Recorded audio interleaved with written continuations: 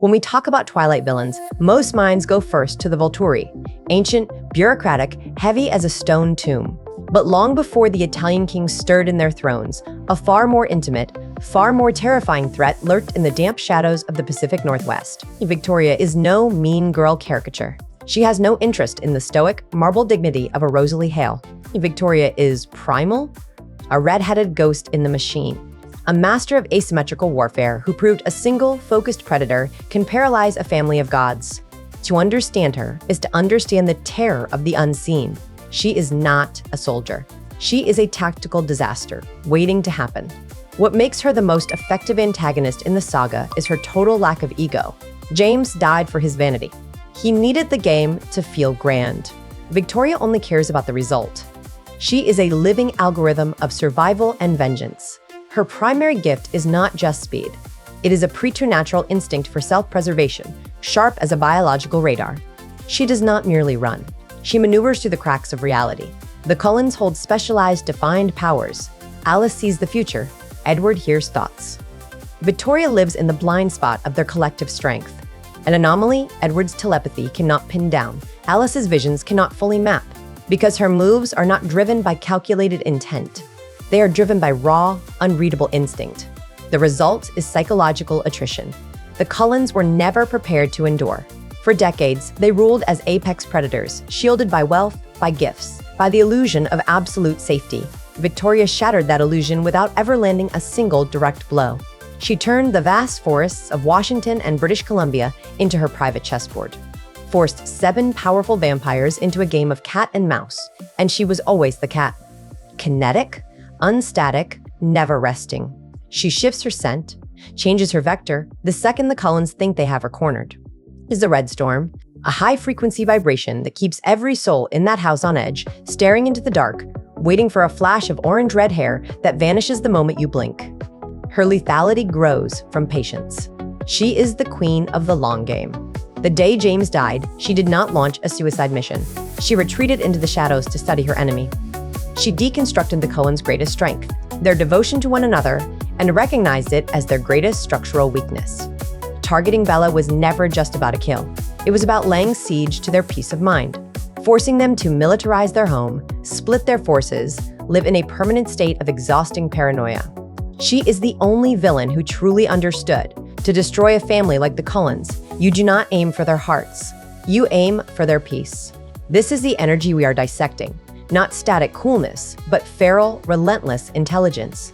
A survivor who learned that in a world of monsters, the one who stays hidden is the one who wins. She needs no coven to validate her existence, no throne to project power. Her power lives in her transience, the ghost that refuses to be exorcised, the hunter who turned the most powerful family in the world into desperate, defensive prey. When she steps into the frame, the air pressure shifts. Stakes move from supernatural drama to primal survival. She is the wild variable the Cullens could never quite solve. And that makes her the most dangerous woman to ever set foot in Forks. To understand her transformation, you have to start with the hierarchy of her old coven. For years, everyone saw her as the auxiliary, the beautiful secondary companion to James' lethal obsession, to the world, and even, at first, to the Cullens. She was the moon to James's sun. James's death in that ballet studio was not just a loss for Victoria. It was a violent shedding of skin. The second the tracker burned to ash, the companion died. The sovereign predator was born. James was a gambler. He loved the thrill of the hunt more than the kill itself. Victoria is a survivor. She learned the hunt only matters if it secures your dominance. She took James's legacy of fear, stripped it clean of ego, and refined it into a weapon of pure, cold efficiency. This evolution is what makes her the saga's true apex strategist. Most vampires who lose a mate so violently would spiral into suicidal frenzy or retreat into permanent mourning. Victoria did neither. She processed her grief through the lens of tactical analysis. She recognized her greatest asset was no longer her beauty, no longer her social standing. It was her untraceability. Without James to tether her, she became a ghost. A lone wolf with a century of experience and a biological imperative to stay alive. She moved from being a player in someone else's game to being the architect of her own. Her lack of a coven was never a weakness. It was a cloaking device. Her primary gift, That instinct for self-preservation evolved from a defensive reflex into an offensive doctrine. In the vampire world, most gifts are aggressive. Alec's sensory deprivation, Jane's pain. Victoria's gift is unique because it is fundamentally uninteractable. You cannot fight an instinct. You cannot outthink a body that knows where the bullet will land before the trigger is pulled. Her survivalism is a passive power that dominates every active power the Cullens possess. Every time Edward tried to track her, he was not fighting a person. He was fighting the very concept of evasion. This is the mark of a sovereign predator. She does not need to be the strongest in the room. She only needs to be the one who cannot be caught. She also realized the Cullens were shackled by their morality. Their vegetarian lifestyle was never just a diet. It was a set of rules that made them predictable. Victoria had no such limitations. She saw their compassion for Bella not as a virtue, but as a structural flaw to exploit.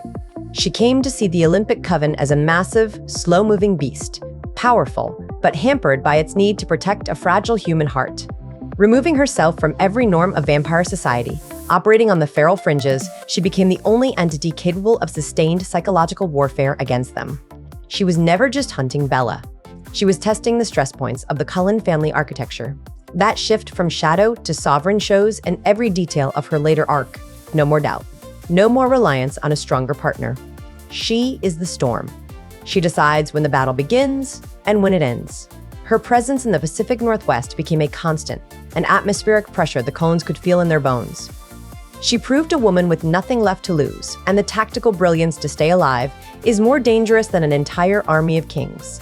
She became sovereign of the shadows, redheaded queen of a territory no one, not even the Cullens, could truly claim as long as she breathed. Her most brilliant, most cruel strategy was never the newborn army. It was the systematic isolation of the Cullen family. She grasped a fundamental truth about her enemies. The Cullens are only strong together. Their power is synergistic. Synergy needs stability. Stability needs peace. Victoria denied them both. Her campaign of targeted harassment was built to fracture their unity, to turn their deep, immortal bonds into chains of liability. She was never just a physical threat. She was a psychological wedge, driven straight into the heart of their home. The cat-and-mouse game she waged through Northwest forests is a masterclass in tactical exhaustion. She never had to attack the house.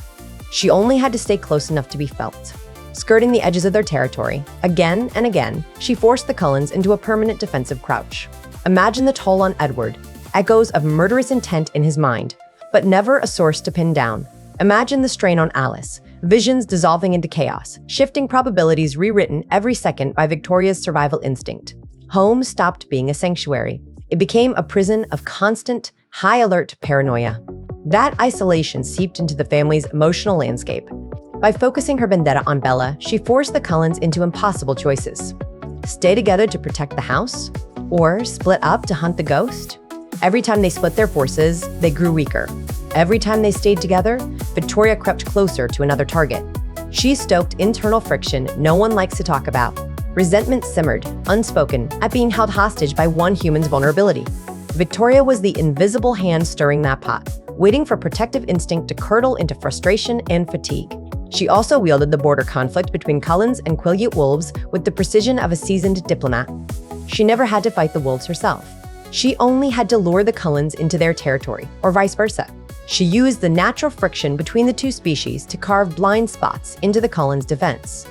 She knew the wolves could not be read by Edward, could not be seen by Alice the way vampires could. Dancing the line between two territories, she created a jurisdictional nightmare for her enemies. She was the spark that nearly ignited a war between two factions, all while she sat safe in the shadows, watching the chaos unfold. This is the true horror of her intellect. She does not only want to kill you. She wants to watch your world fall apart first, wants to see the perfect family turn on itself, wants to see Edward Cullen lose his mind to the stress of an enemy he cannot hear. She turned their love, the very thing that makes them unique among vampires, into the weight that would eventually pull them under. Built an architecture of isolation where the Cullens were surrounded by enemies, real and imagined, until the only thing they could trust was their own fear. She did not only haunt the woods, she haunted their hearts. Most fans look at the Siege of Seattle and see only feral carnage, mindless and messy. Look through Victoria's eyes, and you see something else entirely, a masterpiece of calculated, disposable logistics. The Seattle Army was never built to win a war. It was built to be a massive, bloody distraction, a smokescreen made of teeth and bone, designed to overwhelm every sensory advantage the Cullens held. This is the ultimate proof of her predatory intellect. She did not raise an army to lead. She raised an army to use as a shield. Even a family of gods can only be in one place at a time. A citywide catastrophe forced them to split their attention, their resources, their moral focus. Her dynamic with Riley Beers reveals the true, chilling depth of her manipulation. Riley was never just a general. He was a psychological proxy. Victoria knew Edward's telepathy was his greatest tactical asset. To counter a mind reader, you do not merely hide. You create mental noise so loud, so sincere, that the truth sinks beneath it. She did not just lie to Riley. She seduced his entire reality, made him believe in a version of her that never existed, vulnerable, loving, in need of his protection. Fueling him with manufactured devotion, she turned his mind into a fortress of false intent. When Edward tried to read the situation, he did not find Victoria's cold, strategic malice. He found Riley's burning, genuine love. This was her stealth technology, a human heart used as a jammer for a vampire's psychic radar. This attrition strategy is what sets her apart from every other villain in the saga. She waged a form of vampire warfare that was entirely transactional. Her newborn soldiers were ammunition, not people. Every newborn that fell in that clearing was just another data point, measuring the Cullens' fatigue. She was willing to sacrifice hundreds of her own kind for one single, momentary opening in their defense. This is the definition of a cold-blooded strategist.